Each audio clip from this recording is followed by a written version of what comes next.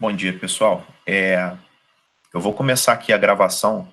Eu coloquei para gravar aqui a correção do simulado.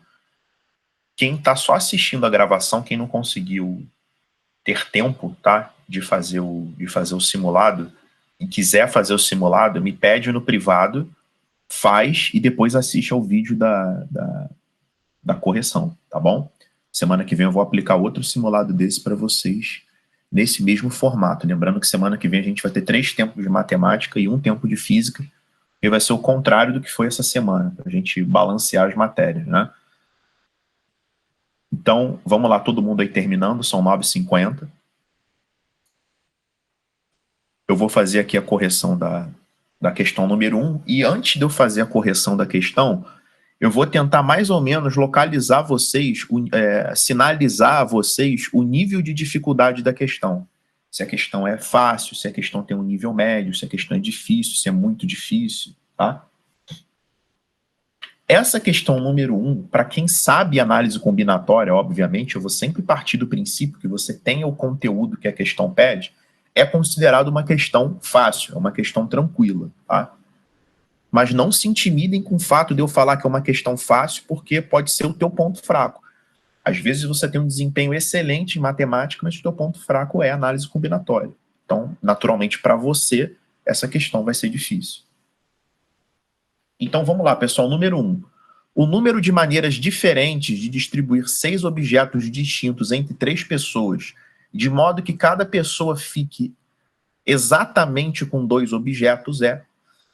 Pessoal, apesar desse enredo de distribuir objetos, tá, entre pessoas, nos leve para aquele raciocínio do pauzinho da bolinha, esse não é o caso, tá bom? Ele é um número de maneiras diferentes de distribuir 6 objetos distintos entre 3 pessoas, tá? De modo que cada pessoa fique com exatamente 2 objetos. Então, vamos para a solução disso aqui. Eu tenho, ó, o objeto 1, o objeto 2, o 3, o 4, o 5 ou o 6, tá? O lance é o seguinte: a primeira pessoa, que eu vou chamar de pessoa número 1, ela pode escolher 2 desses objetos. Eu vou deixar essas pessoas irem escolhendo uma de cada vez. Então, a pessoa 1 vai escolher 2 objetos. Ela vai querer esse e esse. A questão é, faz diferença ela levar para casa o objeto 3 e o 5, ou o 5 e o 3? A ordem que ela escolhe os objetos faz diferença? E a resposta é não, tá? Então, essa pessoa, ela pôde escolher 2 objetos de 6 disponíveis, de 6 possíveis. Isso aqui dá 15. Então, ela tem 15 maneiras de fazer a primeira escolha. Deixa eu só jogar isso aqui para baixo. A segunda pessoa, ela já não pode mais escolher o 3 e o 5. Ela vai escolher, por exemplo, o 1 e o 6. Ou seja, ela tinha 4 objetos e pôde escolher 2. Tá? E combinação, desculpa, botei pergunta. Combinação de 4 em 2, tá? Vai ser 4 vezes 3 sobre 2. E a pessoa 3, ela é obrigada a escolher os 2 que sobraram. Ela vai escolher 2 de 2. Isso aqui vai dar 1. E como a pessoa 1 escolhe e depois a 2 e depois a 3, a resposta é 15 vezes 6 vezes 1, que dá 90. Aí você vai falar, Leandro, eu fiz de uma maneira diferente. Tem outra solução para esse tipo de questão? Tá? A resposta é tem. Essa é a solução número 1, mas você poderia pensar assim também, ó, solução número 2, tá? Você coloca os 6 objetos. Ó. Alguém aí fez por permutação com repetição?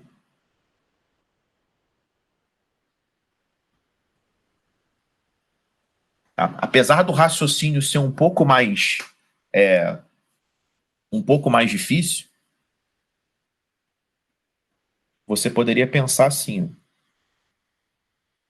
pessoa 1, pessoa 1, 2, 2, 3, 3, 3, 3.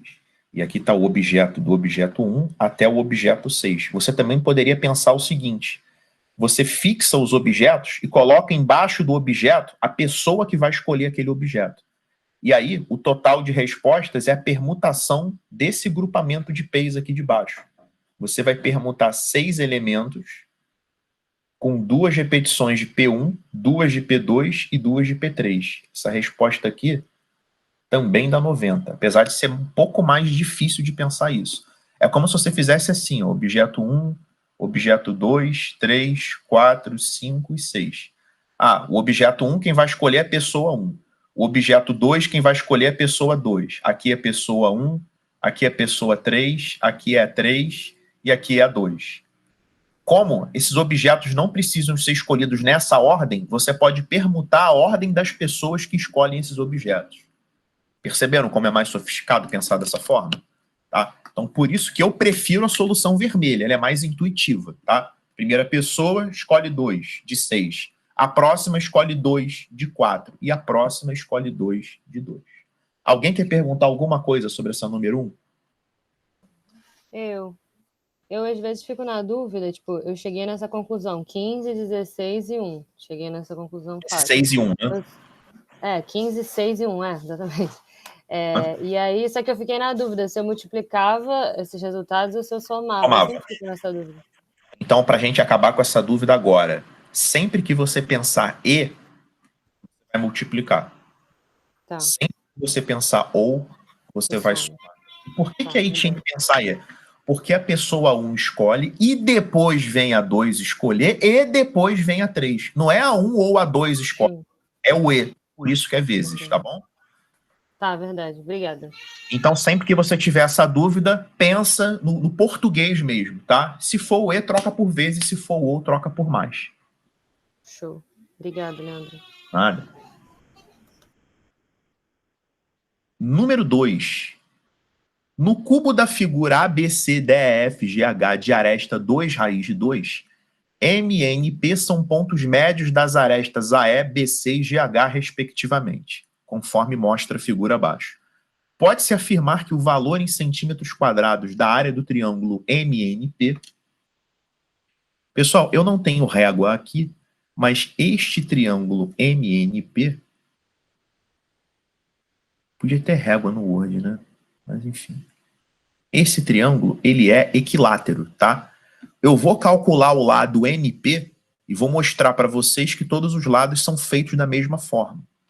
Como é que eu vou calcular o lado NP? Eu vou fazer este triângulo aqui, ó. Eu vou fazer este triângulo daqui. O lado MP, ele é a hipotenusa desse triângulo laranja que eu estou desenhando para vocês aí, que vocês estão vendo, tá? E a gente consegue fazer, na verdade, essa figura em todos os outros lados.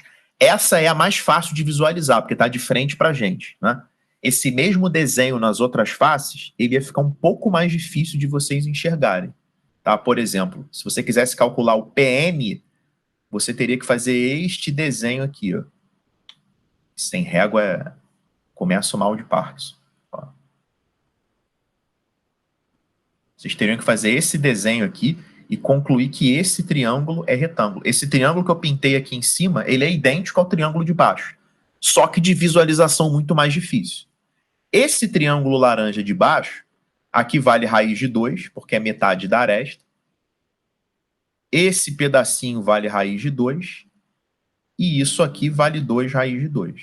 Deixa eu só apagar isso aqui para não atrapalhar a nossa visualização. Pessoal, o segmento EP, tá? Ele faz parte desse triângulo laranja. E eu vou calcular ele e vou calculá-lo através de Pitágoras também, né? EP ao quadrado igual a 2 raiz de 2 ao quadrado mais raiz de 2 ao quadrado. Eu estou fazendo Pitágoras aqui, ó, nesse triângulo aqui de baixo. Vai ficar EP ao quadrado igual a 8 mais 2, EP ao quadrado igual a 10. Guarda esse resultado do EP ao quadrado, porque a gente precisa dele ao quadrado, tá? Não precisa tirar a raiz quadrada. Porque agora eu vou olhar, ó, aqui eu fiz Pitágoras no triângulo EPH. Agora eu vou olhar para o triângulo MEP. No triângulo MEP, que é o triângulo laranja, achurado, vai ficar PM ao quadrado igual a ME ao quadrado, que é a raiz de 2 ao quadrado, mais o EP ao quadrado. Mais o EP ao quadrado. Então vai ficar PM ao quadrado igual a 2 mais 10, PM ao quadrado igual a 12. Não precisa calcular a raiz quadrada de 12. Por quê? Para calcular a área do triângulo equilátero, que é o triângulo verde, a fórmula é L ao quadrado, raiz de 3 sobre 4. Isso aqui que você achou, o PM, é o próprio lado do triângulo, né? Que já está ao quadrado. Então vai ser 12 raiz de 3 sobre 4, que é 3 raiz de 3, letra E. Alguém quer perguntar alguma coisa sobre essa questão? Alguém não entendeu algum passo que eu dei aqui?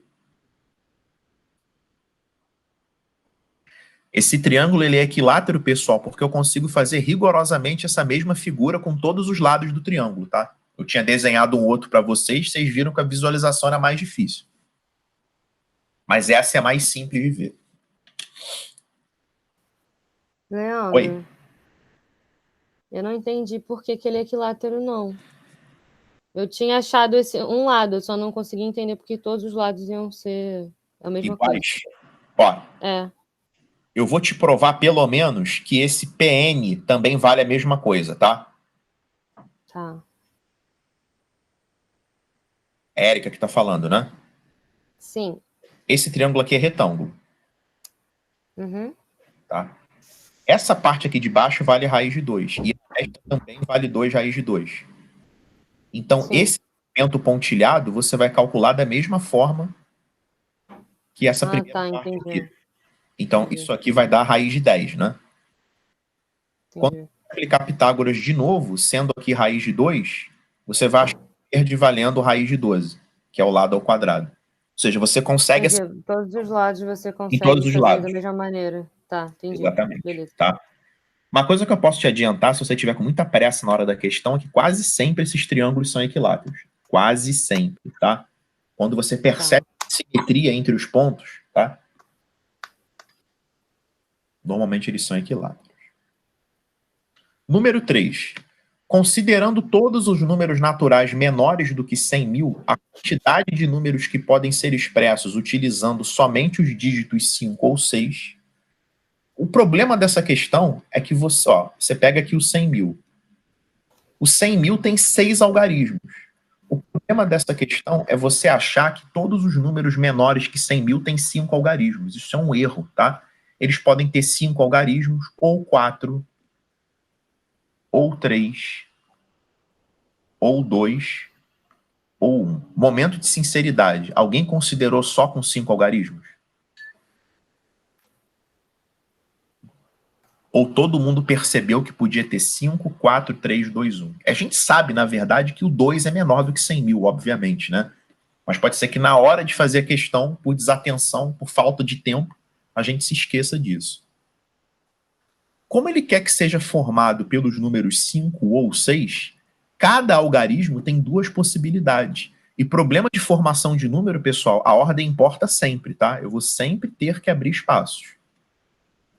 Então, aqui eu posso colocar 5 ou 6, 5 ou 6, 5 ou 6, 5 ou 6, 5 ou 6. Eu vou ter 32 casos.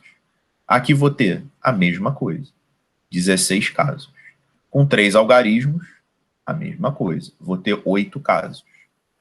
Com 2 algarismos, eu tenho 4 casos. Esse aqui, só para vocês verem, os 4 casos são 55, 56, 65 e 66. É óbvio que a gente não precisa ficar fazendo todos na mão, né? E com o algarismo só tem 2 casos. Ou é o número 5, ou é o número 6. Ô, Érica, percebeu que agora aqui é para somar? Sim. Né? Porque o número não pode ter 5 algarismos e 4 algarismos. Ou ele tem 5 algarismos, ou ele tem 4. Aí a resposta é 32, mais 16, mais 8, mais 4, mais 2, que dá 62. Letra C. Alguém quer perguntar alguma coisa sobre essa 3?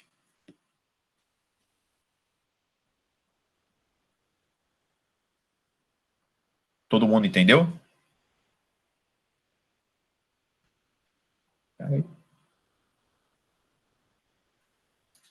Número 4. Na figura abaixo estão representados os conjuntos A, B e C. Dentre as alternativas abaixo, aquela que representa a área achurada é achurada. Esse tipo de questão, como é que vocês têm que fazer na hora da prova? Vocês têm que fazer da seguinte forma. Vai pegando cada opção e vê se o que ela está dizendo condiz com o que está acontecendo no conjunto. Por exemplo, a letra A, ela pede C menos A. O que é C menos A, pessoal? Você vai olhar para o conjunto C, tá? E vai tampar o A. Eu vou fazer a letra A para vocês, que não é a letra certa, e vou fazer depois o correto, que é a letra E, só para a gente ganhar tempo aqui. Deixa eu mostrar para vocês como é que vocês têm que fazer na hora da prova. Não aproveitem o desenho que está pintado, senão vocês vão se confundir. Vocês vão fazer isso aqui na hora da prova.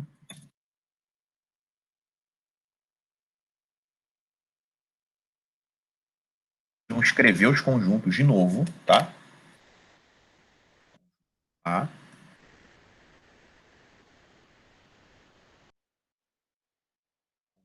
B e conjunto C, em branco. E vão começar a pintar o que ele está mandando. Ó, C menos A. O que é C menos A, pessoal? Você vai pintar o que está em C, exceto a porção que está dentro do A. Então, C menos A seria essa região daqui. Ó. É o conjunto C inteiro, tá? Menos o que está em A. O que é C menos B? C menos B, você vai pintar o conjunto C menos o que está em B. Vou usar outra cor aqui. Você vai pintar o conjunto C menos aquela parte que está em B. Então, seria essa parte daqui. Ó. Isso é C menos B, que está pintado de verde. É o C inteiro, exceto o que está em B. Tá? A instrução que ele está dando é o seguinte. Una esses dois pedaços, tá? Ou seja, considere tudo que você pintou de vermelho e tudo que você pintou de verde, tá? E retire a interseção de A com B. Só que, pessoal, a interseção de A com B já está retirada, né? A interseção de A com B já é isso aqui. Eu acabei nem pintando a interseção de A com B. Então, se você pegar o que está pintado e tirar essa parte laranja, vai sobrar o que está pintado. Então, não é a letra A o gabarito. Tá? Eu vou lá para a letra E para vocês verem por que o gabarito é a letra E. É assim que vocês têm que proceder na hora da prova. A letra E fala o seguinte, ó, que é A interseção C. Então, vamos pintar A interseção C? Está pintado. A interseção C. A gente vai unir com B interseção C. Então, eu vou promover a união de B interseção C, que está aqui. E eu vou retirar a interseção de A com B. Eu vou retirar tudo que está aqui na interseção de A com B. Então, esse pedacinho que estava pintado, ele precisa ser apagado. Ele dançou, ele rodou. Então, a gente vai ter que apagar isso aqui. Tá? É claro, pessoal, que o conjunto, tá? Ele tem aqui ele tem uma natureza diferente. Tá? Ele tem uma natureza diferente, mas esses desenhos, eles se equivalem, tá? Se a gente fizer exatamente o desenho, ó, eu vou fazer o desenho idêntico, porque eu acabei não fazendo o desenho idêntico, né? Esse conjunto C, ele está um pouco para cima aqui, ó. Ele é mais esticadão, né? Isso não vai alterar em muita coisa, não. Vou mostrar para vocês, ó. Deixa eu usar uma borracha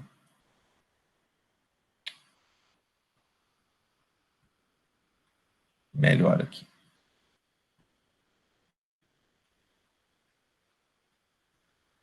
Vou mostrar para vocês que é o mesmo desenho, ó. Vamos lá. A interseção C. O A interseção C seria isso tudo.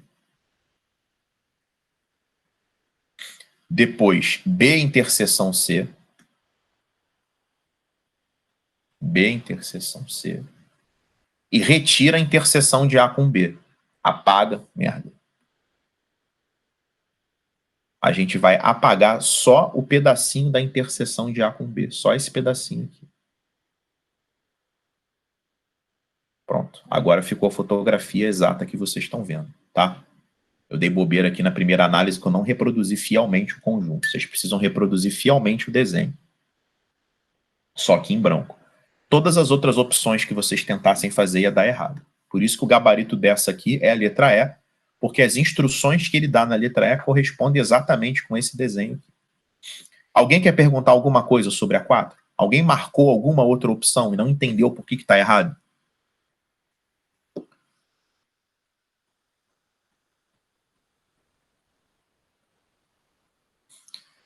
Então vamos aqui para o número 5, ó. Em teoria dos números, uma das diversas sub-áreas da matemática define-se congruência da seguinte maneira, tá?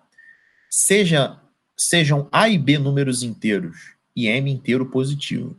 Diz-se que A é congruente a B módulo M somente se A menos B sobre M for um número inteiro. A partir dessa definição, assinale a alternativa correta.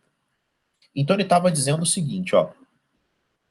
Esse número A só é congruente a B, módulo M, né? Vocês não precisam fazer a menor ideia do que seja congruência e do que seja módulo, né? Nesse contexto que ele está dando. Mas o que vocês têm que caçar é isso aqui. A menos B dividido por M tem que dar um número inteiro. Então a instrução é bem simples, ó. Na letra A, será que 17 é congruente a 6 módulo 5? Não sei. 17 menos 6 sobre 5 tem que dar inteiro. A pergunta é, isso aqui dá inteiro? A resposta é não, né? Vai ficar 11 dividido por 5. Na letra B, será que 12 é congruente a 2 módulo 4? Ou seja, será que 12 menos 2 dividido por 4 dá inteiro? 10 dividido por 4 não dá inteiro.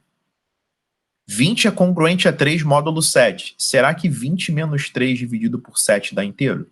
Também não. 19 é congruente a 7 módulo 3. Será que 19 menos 7 dividido por 3 dá inteiro? Dá. Vai ficar 12 menos 3, que é 4. Então a resposta é a letra D de dado. Alguém não entendeu essa número 5?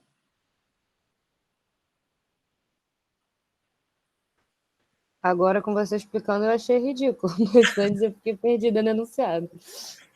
Tá? Quem for fazer a prova da Unigran Rio, esse tipo de questão é bem comum, tá? Ele explica uma situação que é para você executar, mesmo você sem saber o conteúdo que está por trás.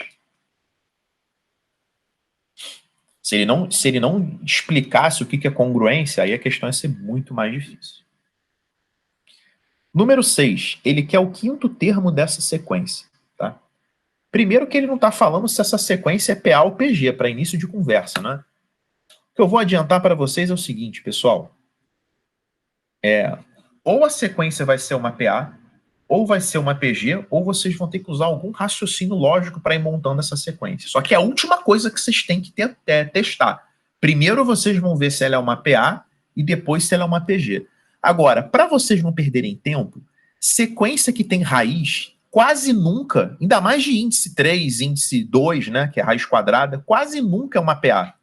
Ela, se for uma progressão, é uma progressão geométrica, tá bom?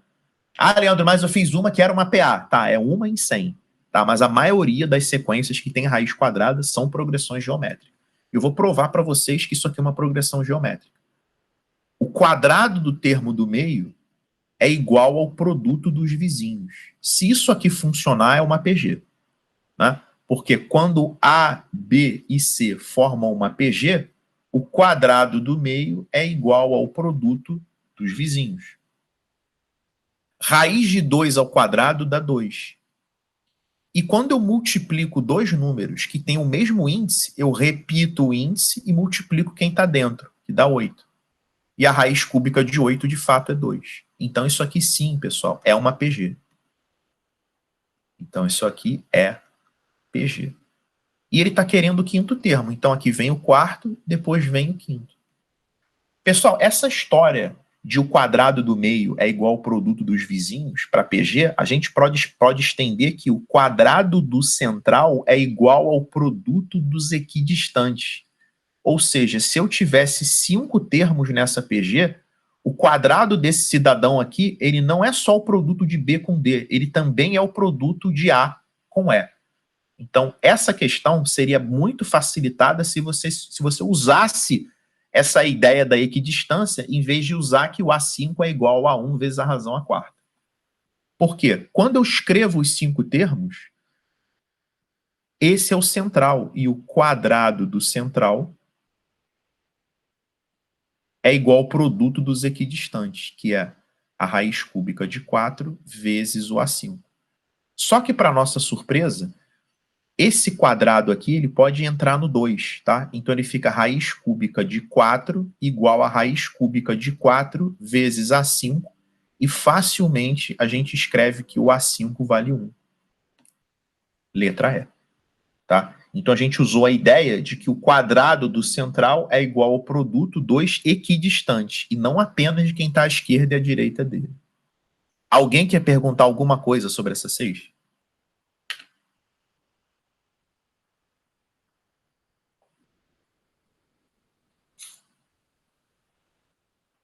Depois, no final, eu boto para vocês tirarem print aí, tá?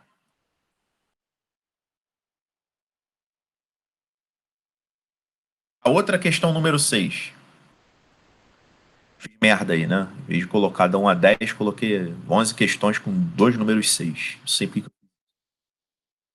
Dois jogadores A e B fazem uma disputa com 2 dados não numerados em que as faces são pintadas de verde ou de vermelho. O jogo consiste em lançar os 2 dados ao mesmo tempo. O jogador A ganha sempre que as 2 faces são da mesma cor, enquanto o B ganha sempre que as faces são de cores diferentes. Sabendo que são iguais as oportunidades que cada um tem de ganhar, e que o primeiro dado tem 4 faces verdes e 2 vermelhas, quantas faces verdes tem o segundo dado? Então vamos lá. O primeiro dado tem 4 faces verdes e 2 vermelhas. Então aqui vou escrever o dado número 1. Ele tem 4 faces verdes e ele tem 2 faces. Vou tirar aqui, ó. Se eu estou colocando a cor, não preciso escrever. Vermelhas, né? E o outro dado, que é o dado 2, ele tem uma quantidade de faces verdes que eu não faço a menor ideia, é o que ele está perguntando, né? Ele tem X faces verdes e ele tem 6 menos X faces vermelhas, tá? Alguém não entendeu esse X e o 6 menos X? Alguém não entendeu por que se ele tem X verdes, ele tem 6 menos X vermelhos? É porque o dado tem 6 faces, né? Se ele tivesse 2 verdes, por exemplo, ele teria que ter 6 menos 2, que vale 4 vermelhos. O lance é que ele fala que a probabilidade do A ganhar é igual à probabilidade do B ganhar. E o A ganha sempre que as 2 faces são da mesma cor. Então, o A ganha com verde, verde ou vermelho, vermelho. E o B ganha com verde, vermelho ou vermelho e verde, tá? Considerando que primeiro é o dado 1, depois é o dado 2. Tá? Você quer verde no 1, verde no 2, vermelho no 1, vermelho no 2. O B ganha com verde no dado 1 e vermelho no 2, ou o contrário. Agora a gente vai calcular essas probabilidades, a gente vai escrever essas probabilidades. No dado 1, pessoal, a probabilidade de dar verde é 4 em 6. E de dar vermelho é 2 em 6. No dado 2, a probabilidade de dar verde é x em 6. E de dar vermelho é 6 menos x em 6. Então vamos lá. Ó. Verde no primeiro dado, 4 sextos. Verde no segundo, x sobre 6. Ou, soma, vermelho no primeiro, 2 sextos. Vermelho no segundo, 6 menos x sobre 6. Igual, verde no primeiro, 4 sextos. Vermelho no segundo, 6 menos x sobre 6. Vermelho no primeiro, 2 sextos. Verde no segundo, x sobre 6. Como todo mundo aqui está sobre 36, né? Que seria esse produto, você pode cortar. Então vai ficar 4x mais 12 menos 2x igual a 24 menos 4x mais 2x. Vai ficar 2x mais 12 igual a 24 menos 2x.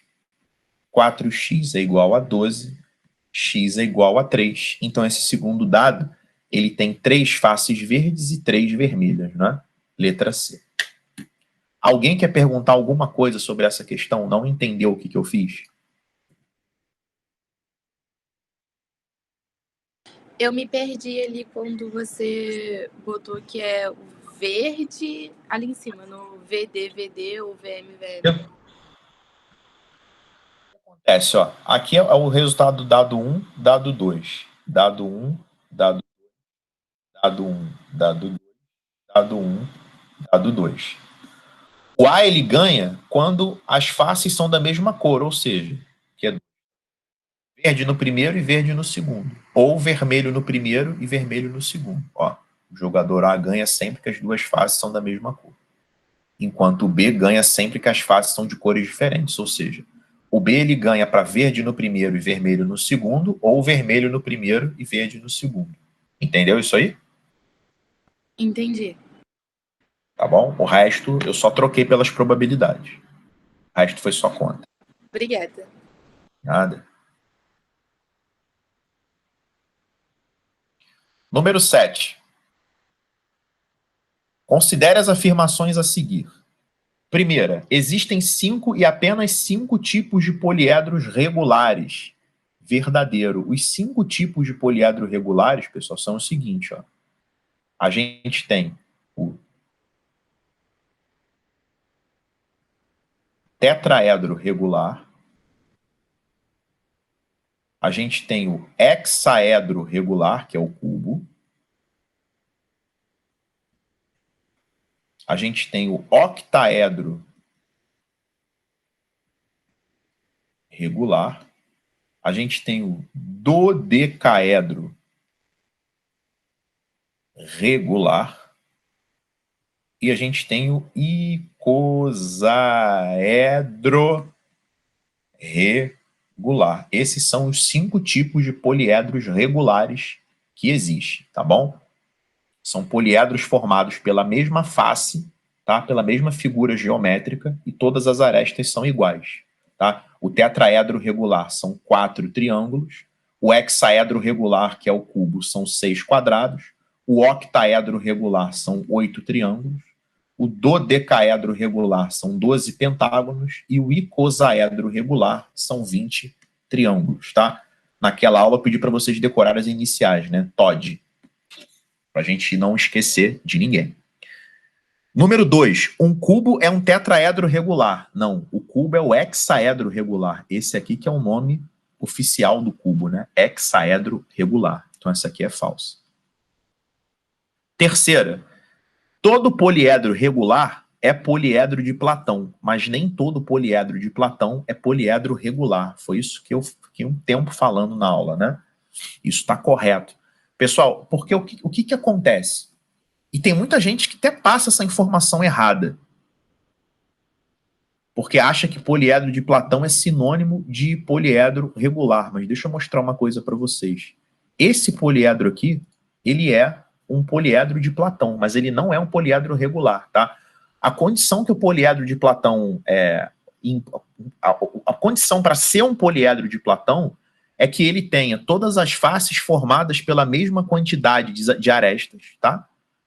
Ângulos poliédricos iguais, ou seja, os ângulos internos aqui são iguais, tá? E de cada vértice parte a mesma quantidade de arestas, além de ter que ser um poliedro convexo e atender a relação de Euler, né? V mais F igual a mais 2, tá? O que acontece é que esse poliedro aqui, ele é de Platão, mas ele não é um poliedro regular. Por quê? Essa face aqui já é bem diferente dessa. Poliedro regular, ele tem que ter todas as faces iguaizinhas, tá? Então, quando a gente fala em tetraedro regular, são 4 triângulos equiláteros, tá? De mesma medida, encaixadinhos. Então, a número 3 ela é verdadeira. Todo poliedro regular, tá? Ele é de Platão, mas nem todo poliedro de Platão é regular. Tá aqui um exemplo do cara que é de Platão. mas não é regular. Quem perdeu essa aula aí está na parte 4 de geometria espacial. É de Platão, mas não é regular. Então, somente a afirmação 2 é falsa. Letra E. Leandro. Oi. Nessa questão, na primeira alternativa, eu fiquei em dúvida por conta do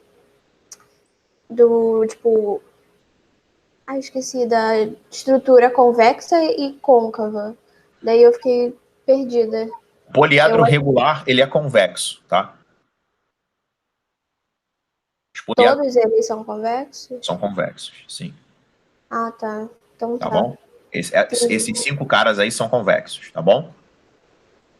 Tá. Número 8. Com as letras da palavra saúde, podem ser formados anagramas com 5 letras distintas, se colocadas em ordem alfabética e numeradas de 1 a 120. Em que... Já, aquela minha leitura bonita, né? Com as letras da palavra saúde, podem ser formadas anagramas com 5 letras distintas. Se colocadas em ordem alfabética e numeradas de 1 a 120, em que posição estaria a palavra saúde? Então vamos lá, pessoal. Saúde, eu vou colocar as letras em ordem alfabética sem ficar escrevendo esse acento. Então tem A, D, E, S, U. Aqui precisa saber a ordem alfabética. Se ficar se enrolar, repete o alfabeto ali quietinho. A, B, C, D, F, G, H, I, K, R, S, T, U, né? Para não fazer besteira e colocar o U antes do S. A palavra saúde, ela começa com a letra S. E quando você coloca isso aqui em ordem alfabética, começa nesse anagrama, ADSU, e termina em USEDA, que ele é o contrário, né?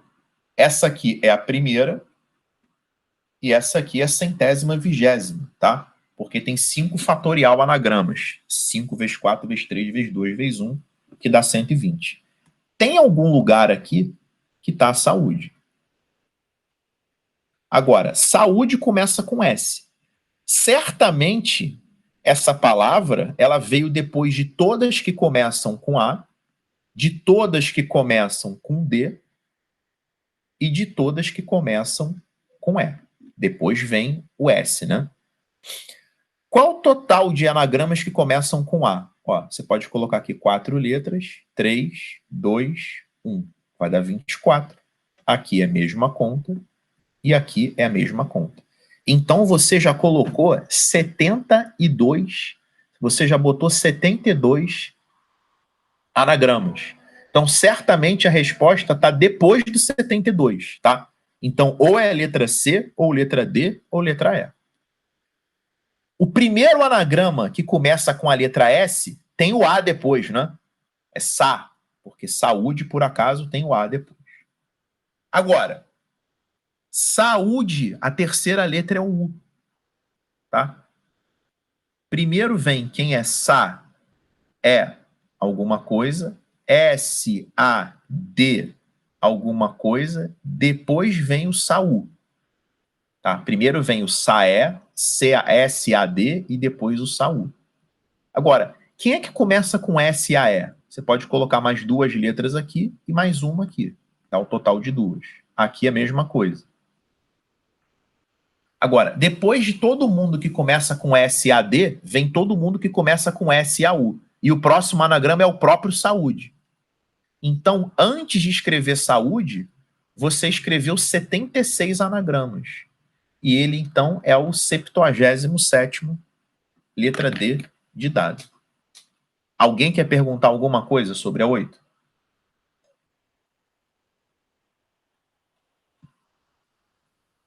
Eu vou passar 10 minutinhos, tá, pessoal? A gente vai terminar lá por volta de 10h40. Vou passar um pouquinho. Não vou conseguir terminar 10h30, não.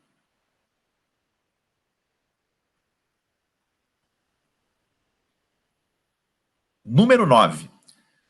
Considere a circunferência de centro O e o quadrado ABCD representados na figura abaixo.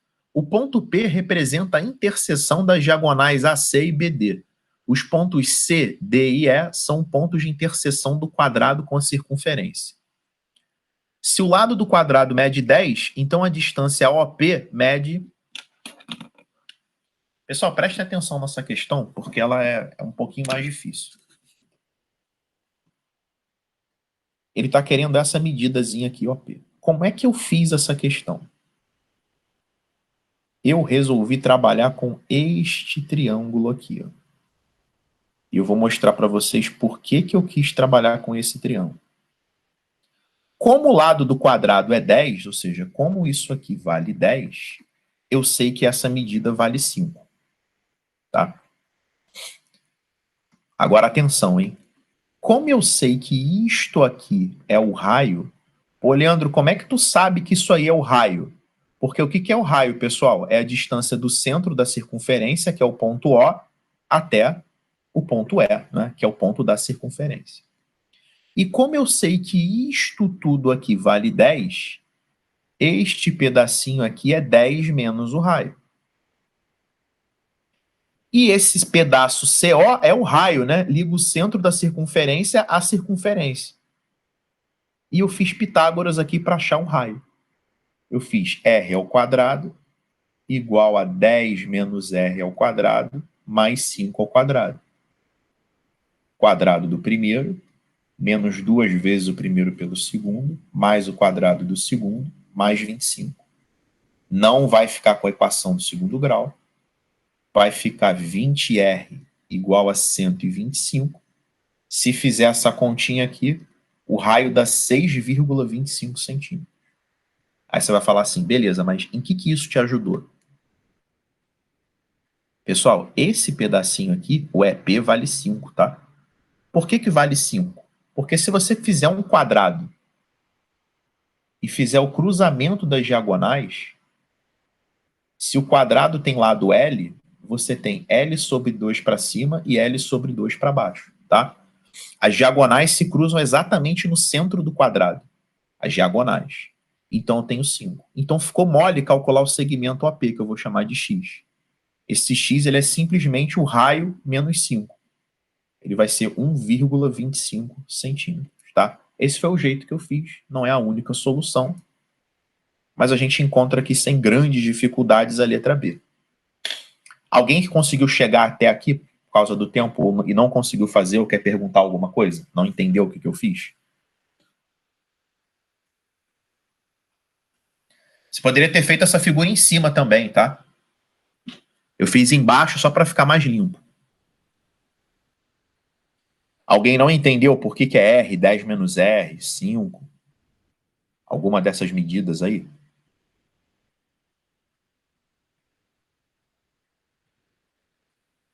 Então vamos lá, número 10. Quantos são os anagramas da palavra aprovada que não possuem duas letras A juntas? Esse é o caso mais difícil de anagrama. Por quê? Quando ele vem com essa história de que não possuem duas letras juntas, não possuem dois A's adjacentes, não possuem duas vogais adjacentes, tá? Ou seja, quando ele proíbe um determinado grupo de letras, tá? De não possuírem duas letras juntas, o raciocínio é aquele raciocínio do PCP. É uma permutação, uma combinação e depois uma outra permutação. Como é que a gente vai fazer esse exercício? Se ele não quer que tenham duas letras A juntas, um artifício que eu posso usar é pegar as letras que não são A e deixar um espaço entre elas. Porque, vamos fazer um exercício de imaginação? Você colocou uma camisa com a letra em cada pessoa, tá? Então, cada pessoa está vestindo uma camisa com as letras da palavra aprovado. Você determinou o seguinte, quem está vestindo a camisa com a letra A não pode ficar do lado, não pode ficar lado a lado. Tá? Então, se você quer organizar uma fila com essas pessoas, tá? Se você quer saber a quantidade de filas que você pode organizar sem que essas pessoas que estão com a camisa da letra A fiquem, de fato, uma do lado da outra, o que você pode fazer? Intercala quem não está com a camisa A, tá? Coloca elas primeiro nessas posições. Não precisa estar exatamente nessas posições, né? Ou seja, eu posso permutar esse PROVD. Ou seja, eu posso permutar essas 5 letras. sem repetição. E aí você deixa essas pessoas que estão com a camisa da letra A escolher esses espaços, tá? E você vai perceber o seguinte, você tem 1, 2, 3, 4, 5, 6 espaços. Você precisa selecionar 3 espaços para que essas pessoas com a camisa da letra A ocupem, tá? Então, desses 6 espaços, eu vou escolher 3. Eu vou escolher esse espaço, esse e esse daqui. Para a escolha dos espaços, a ordem não importa, porque escolher esse e esse é a mesma coisa que escolher esse e esse. Então, eu vou escolher 3 espaços de 6 possíveis. Como a ordem da escolha dos espaços não importa, é combinação. Por isso que é permutação, combinação. E uma vez que você colocou as letras nos espaços escolhidos, você pode permutar essas letras. Só que nesse caso específico, as letras são idênticas. Então é como se você fizesse a permutação de 3 A's com 3 repetições do A, que vai dar 1, né? Então aqui, quem esqueceu essa última permutação, ou quem não fez, já sabia que só tinha um caso, obviamente acertou. P5 é 5 fatorial, que dá 120. Combinação de 6 em 3 pela fórmula é 6 fatorial sobre 3 fatorial vezes 3 fatorial, que dá 20. E aqui é 3 fatorial sobre 3 fatorial, que dá 1. Como é uma permutação e uma combinação e uma permutação, a resposta é o produto desses 3 resultados, tá? Então, esse raciocínio de não pode ter em determinado grupo de letras, você não pode ter 2 juntas ou 2 adjacentes, é o raciocínio do PCP. Alguém quer perguntar alguma coisa sobre a 10? Não entendeu a mecânica que eu usei? Leandro. Oi. Uma coisa que eu sempre fico em dúvida nesse negócio quando você faz PCP, tipo, eu tentei fazer de outra forma. Tipo, Qual fazer forma? o anagrama da palavra aprovada, aí depois Menos na caixinha? Isso, aí eu peguei, botei numa caixinha as 3 letras A e permutei. Vou te explicar por que não pode. Você fez isso aqui, ó. Aprovada. Aí calculou o total, depois você pegou. Certo? Isso mesmo. Total menos o que não pode. O que você esqueceu de conseguir. E você deve ter achado uma resposta talvez superior a 2.400, né? Muito. Muito superior. Sabe por quê? Você esqueceu. Me responde o seguinte. Isso aqui pode? Não. Mas você não contemplou isso nos teus casos que não podem. Você só se ateve aos 3 A's juntos. Você não poderia ter nem 2 juntos, entendeu? Tá, então se eu tivesse feito os 3 A's juntos e depois somado com 2 A's juntos, também não teria funcionado? Aí você ter, ó, o seguinte, isso vai te dar, você vai acabar abrindo em um pouco mais de casos, porque eu não estou nem preocupado com essa questão em especial. Eu não vou nem te dar esse raciocínio, porque se o problema fosse não possuem 2 vogais adjacentes, e você tivesse 4 vogais, por exemplo, tá? Você ia ter que fazer uma quantidade gigantesca de casos que não podem. Então eu prefiro que você nem desenvolva esse tipo de raciocínio de total menos o que não pode quando for para fazer por PCP, tá bom? Esse raciocínio que você fez é para a seguinte resposta: não possuem as 3 letras A juntas. Aí seria isso. Mas se só tivesse 2 letras A em vez de 3, funcionaria? Aí funcionaria. Ah, tá. Então o problema é ser 3, né? É, o problema é ser 3, 2 4. ou mais. Então você tem que. Exatamente. O problema é se fosse uma quantidade maior de letras, tá? Entendi. E análise combinatória, vocês têm que se preocupar sempre com a solução geral, que vai servir para todos os casos, tá? E quando ele der um grupo de letras e proibir que 2 dessas letras estejam juntas, façam por PCP, que vocês vão economizar tempo e sanidade mental na hora da prova. Senão vocês vão ficar vai ser um raciocínio de total menos o que não pode, extremamente trabalhoso, com vários casos que não podem, e para correr o risco de você esquecer de um deles. Então, por isso que eu prefiro nem apresentar ou estimular esse tipo de solução para vocês quando existe uma mais curta. Tá bom? Pessoal, o lance é o seguinte. Na semana que vem, a gente vai dedicar uma aula para fazer esse tipo de trabalho de novo, esse tipo de atividade, tá? E as outras 2 aulas de matemática, eu vou tirar dúvidas sobre os exercícios daquela mega revisão que estão lá na plataforma. Vocês podem ir fazendo todas aos poucos e me mandem as dúvidas. Quem já me mandou dúvida, eu já recebi, tá? E vou colocar na próxima aula de matemática para tirar essas dúvidas de vocês que estão aparecendo naquela revisão. E se eu tiver pouca dúvida, eu vou enxertar algumas questões aqui de temas que eu sei que vocês têm dificuldade. Leandro, Pode falar. eu agora estou vendo aqui a questão de novo do PCP. Eu não consegui entender que diferença que fez fazer a terceira permutação, a segunda permutação, né? O 3 Nesse 6. caso, não fez diferença nenhuma. Agora, se fosse A e E, aí faria. Ah, tá, entendi. Tá bom? Eu até falei isso. Como aqui não vai fazer... Eu até cheguei a citar isso, que não vai fazer diferença porque são 3 A's. Mas se fossem 3 letras diferentes, aí faria diferença, tá? Tá bom. Eu estou te dando uma solução que vai resolver qualquer tipo de problema.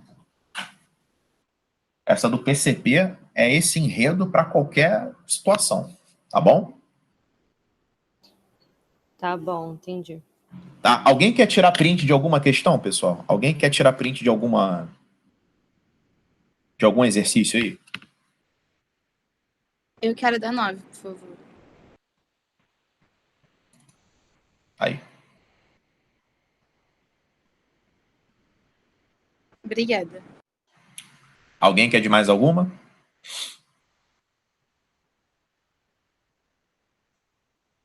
Ah, dá 6 também, por favor. Dá 6?